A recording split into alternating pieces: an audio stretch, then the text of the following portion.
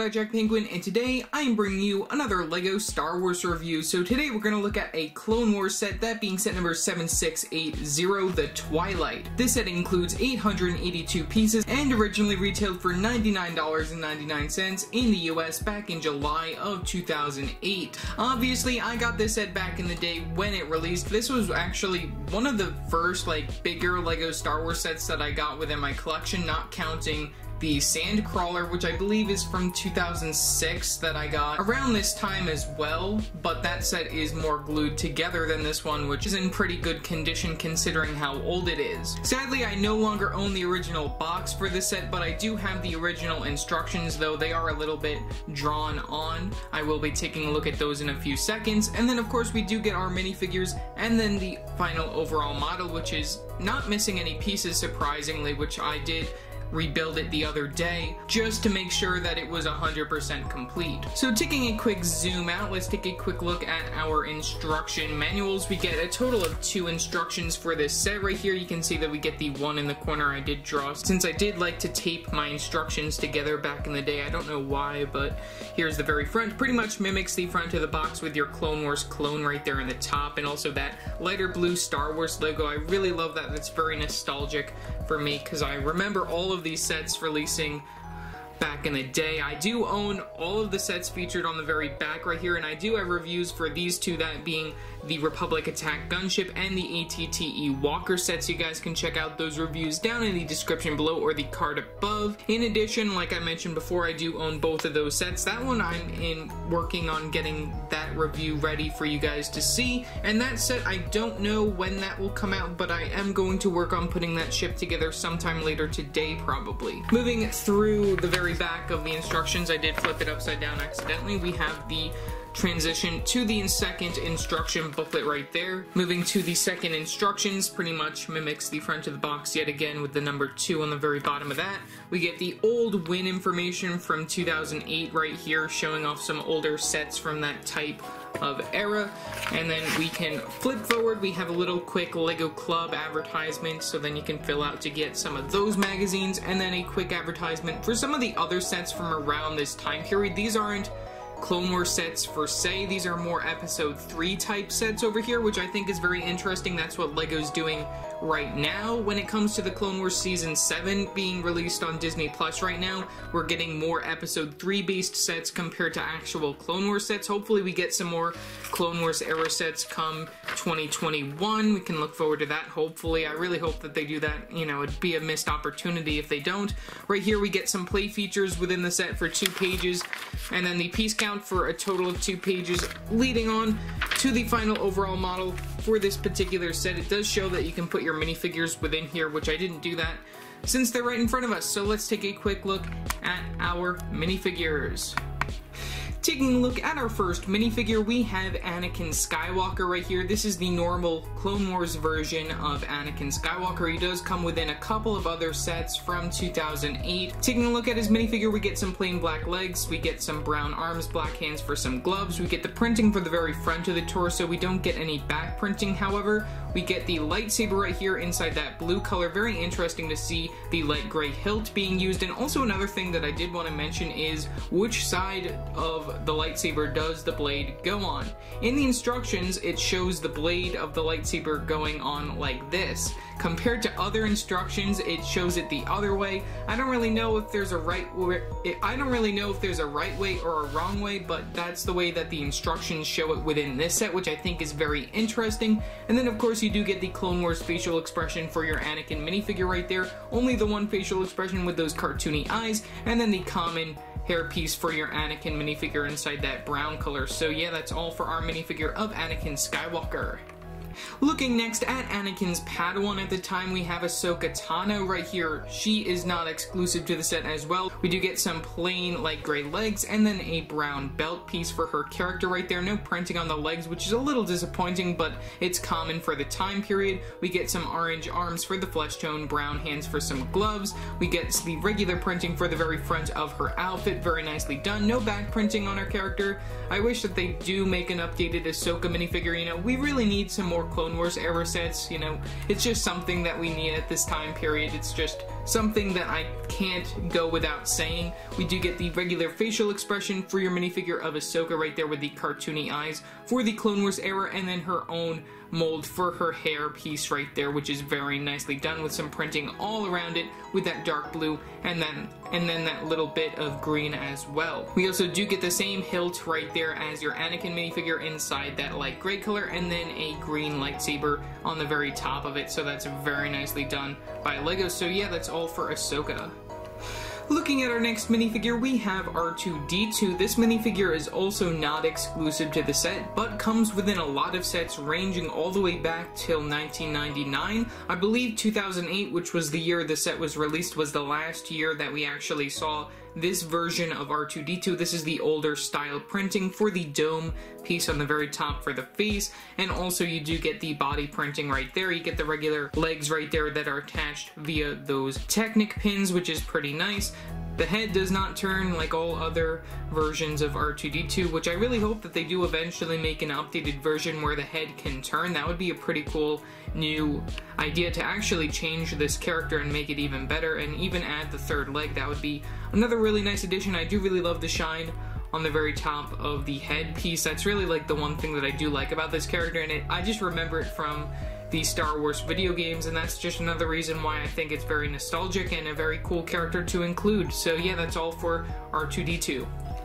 And then finally, who could forget about Jabba's son, Rada the Hutt, right here? This character is not exclusive, but also comes within the ATTE Walker from 2008 as well. This is the only time that we ever got Rada within that set, as well as the ATTE that I already reviewed on the channel. You can check that out in the description below, card above. We do get the regular printing for the eyes right there. The character is all inside this sand green color. I really like how that works. And then of course the arms of this character do come off or move if you so desire to move them. You can move them up and down. You can take them out. They're just attached like that, and you can just toss it in like that, and you can move the arms around if you so desire. Like I said, only 1 point of stud attachment on the very bottom of the character, and yeah, that's pretty much really all that I gotta say for the character. Just a very interesting inclusion, and it's pretty nice to see him within this set. Taking an overall look at the final overall model for the Twilight, I'm gonna bring it a little bit closer right here. This is a very big vehicle for a $100 set, and there are some pretty interesting building techniques included within the set. It has a primary color scheme of blacks and light and dark grays for the set. We also do get a little bit of this sort of orangish brown color right here at the very top, which is also pretty nice, as well as within the model we get a little bit of brown as well, just regular brown. And there are a lot of Technic functions within the set, which is very interesting for a Star Wars set. And yeah, that's pretty much all that I gotta say for that right now. We're gonna move all the way to the back, and we're gonna start from there and then move our way to the front where we put our characters inside the cockpit.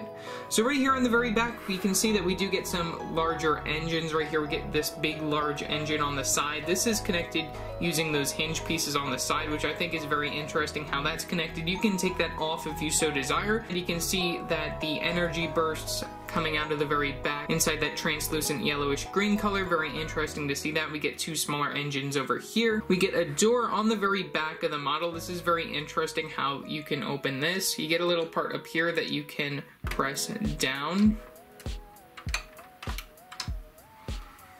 You have a very nice door on the very back right here. All you gotta do is lift this piece up like such. You can open it up to see the interior. There is a little interior bit. These aren't really supposed to come out, I don't think. So right there you can see we have that storage container inside that orange color. That's not too common of a color to get that sort of storage device in, and then it has a white door. If you open that up, you can see that we get a little screwdriver right there, one of the electric type, and then on the very top we get a little oiling can.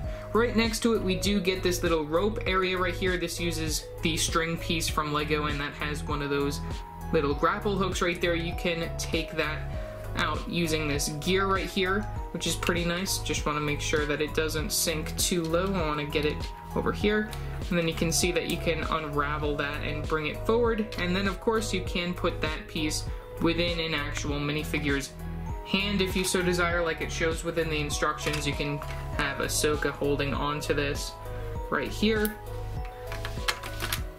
And then there you go, you have that within Ahsoka's hand, and that's just an extra security measure right there if you are trying to jump off the ship, which they actually do within the TV series, since this ship is both featured within the movie as well as the TV series, which I think is very nice. Otherwise, just taking that away from Ahsoka, let's take a look at some of the other interior bits.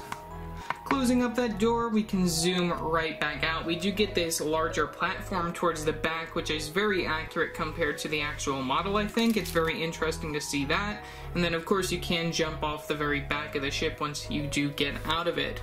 We do get some other Technic features just to add a little bit more detail to the sides of the ship, just to extend it a little bit right there, using those plate pieces right there. That's very nicely done by LEGO. You do get the big wing that comes out from the very side right here. This is very well constructed, and I really like how they made this all work together and everything. We do get another interior bit over here. If you do lift this piece up right here, we do get a very nice spot featuring some other tools. You do get a tool wheel within the set, so you do get some extra tools, which is pretty nice. They all go on this little white holding area. I will zoom in just so then you can see that a little bit better. They are inside that black color, so it is a little bit hard to see those. And then, of course, you do get a nice space right there to put your minifigure of R2-D2, so if you want to put R2-D2 within the set, you can put R2-D2 just standing right there within this area. You can cover that up like such, and then you do get this gun on the very top side right here. This is a really cool play gun. You can put that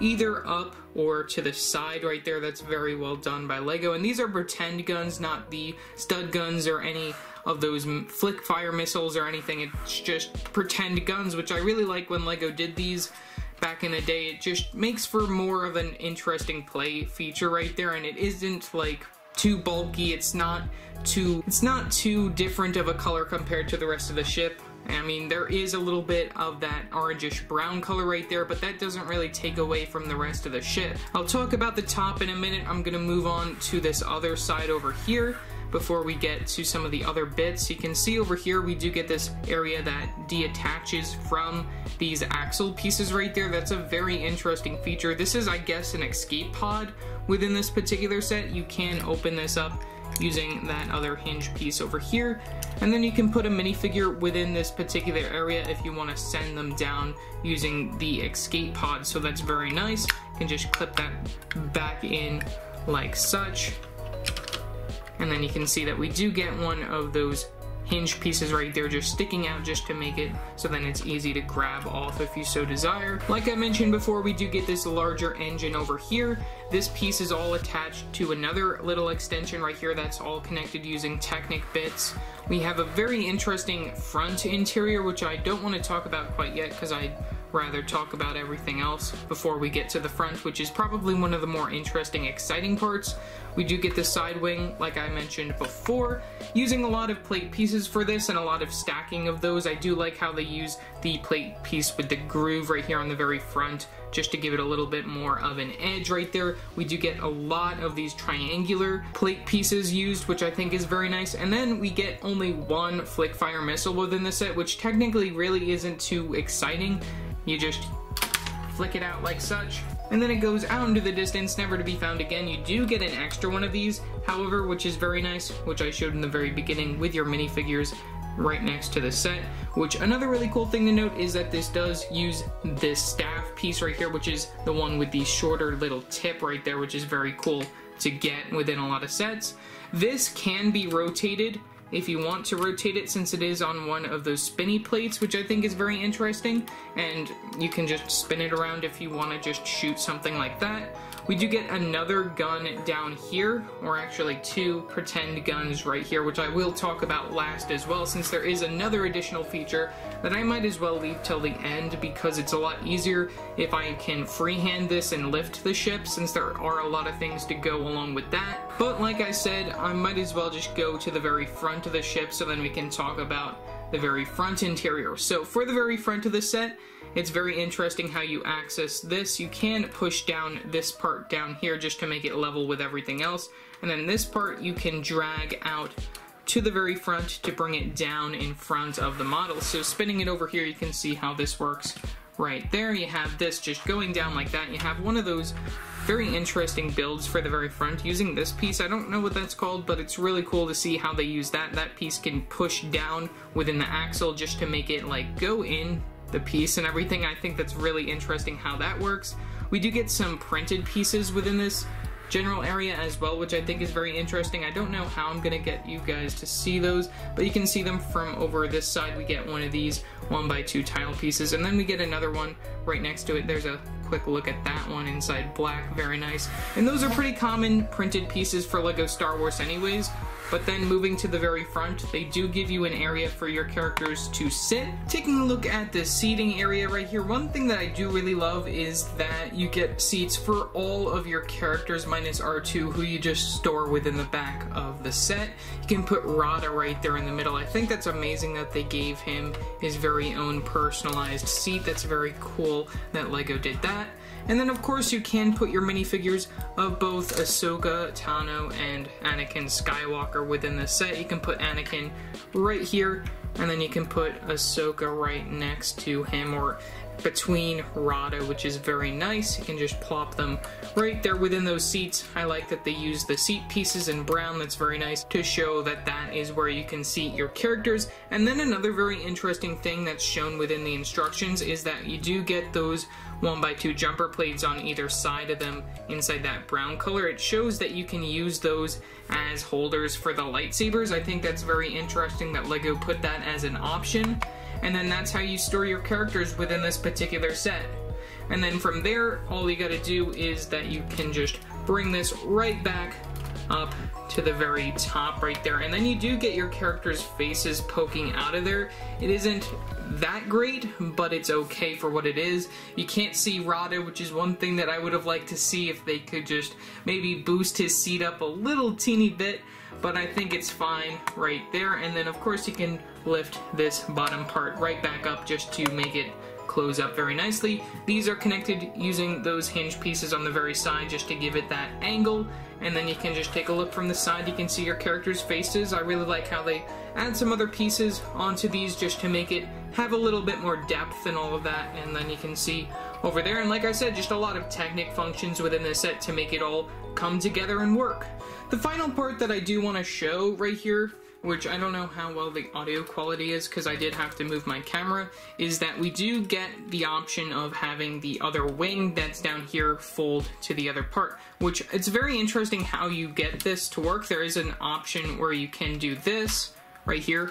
You have this little lever sort of area over here, which is another Technic function that you can move up and down. This takes this part from being clipped on over here, and then it puts it right back down, and this is how the vehicle is supposed to look from way back. And there you go, there's a nice look at me holding it out like such. That's how the vehicle is supposed to look, and that's the best way to hold it probably. So yeah, that's pretty much all for that. We're gonna take a closer look at this extra wing down here before we do anything else, and then we'll take a look at the feet. Taking a look at the wing, we do get that new sort of color scheme going on for that, using that orangish brown color right there for those plate pieces. And then of course you do get this big pretend gun. You do get another one, which is I guess supposed to be another gun over here, using one of those other Technic pin type pieces. And then like I said, you can lock this piece using that pin piece that's over here, just so then that makes it a lot easier. And then finally taking a look at the very bottom, you can see how hollow it is in the middle right there. And then of course you do get the plate pieces right there that form the very bottom, and then the feet use a bunch of these other Technic parts right here just to make it work. Can put the feet down like that. I don't think there's any way to fold these in. Well, actually you can fold these in like that, making sure that you fold in the feet. You can do it like that, but it isn't as great as probably it could be. And maybe this one can go back like that. We'll have to see how this works. I don't really know how well it does fold in upon itself, the feet, but you know, that's how you can do that. And then of course you can move out this other wing. There isn't really a good way to display it like that, which is one thing that I dislike about this set. They don't include like a stand or something. That would have been preferable to have it to be able to be displayed like the way that it should be if it was flying. But you know, either way, I think that this is a very interesting vehicle, and this was the first and only time that LEGO ever made this set. and I really like that they did make it. So overall, for $100, I think that this was a very nice deal. Though the minifigures you could get within other sets, this was a very nice way to get sort of like a starter, I guess, with your Anakin and Ahsoka minifigures. You do get R2-D2, which came within a lot of other sets dating back till 1999, but Rada is pretty much like the only character that is really like mainly exclusive because he only ever came within one other set. As for the build, it is one of those classic sort of color schemes for a Star Wars vehicle using the light and dark grays and mixes of black and other colors like that. I do think that it's a very nice set to get because this was the only time that they ever made this vehicle, like I mentioned a little bit before. And, you know, it's just a very cool ship, and it is very nostalgic to me since this was one of the first, like, bigger type LEGO sets that I owned within my collection, and I'm really happy that I still have it today. Otherwise, that's pretty much all that I really have to say. Leave your thoughts down in the comment section below, what your thoughts are on this particular set. Also, remember to like and subscribe, and hit that bell icon so every time I upload a new video. So yeah, that's it for now, and I will see you next time. May the 4th be with you.